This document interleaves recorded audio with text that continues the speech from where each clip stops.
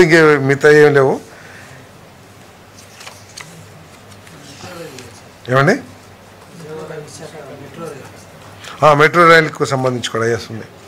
Vijayawada Visakhapatnam metro అదేమో 11,500 కోట్లు. అదేవిధంగా విజయవాడది కూడా 10,500 కోట్లు అనుకుంటాను రఫ్గా, అంటే వస్తుంది. ఈ సోలార్ ప్రాజెక్ట్స్ ఇవన్నీ మీకు తెలిసిందే కదా.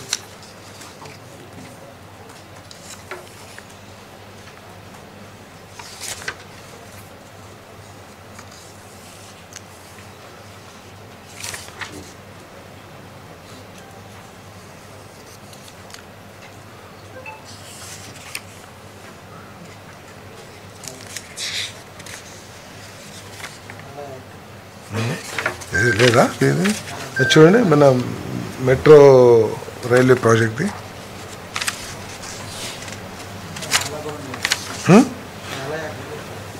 నాలాది డిఫర్ చేశారు నెక్స్ట్ క్యాబినెట్కి.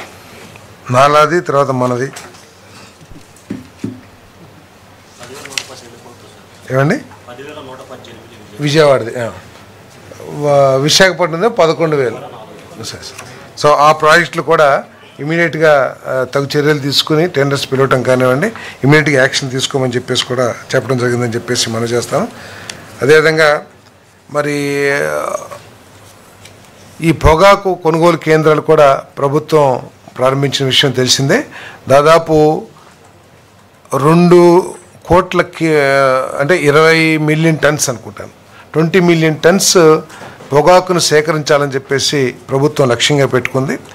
దీనికి ఇంతకుముందు ఎంత తీసుకొస్తే అంత పొగాకుని కొనేవాళ్ళు. దాని మూలంగా ఏమిటంటే కొంతమంది రైతులకి అవకాశం లభించటం లేదనే ఉద్దేశంతో ఆ క్వాంటిటీని పర్ ఫార్మర్ ఇంత క్వాంటిటీ అని చెప్పేసి రెస్ట్రిక్ట్ చేయడం కూడా జరిగిందని చెప్పేసి మనం చేస్తాను. ఒక్క నిమిషం.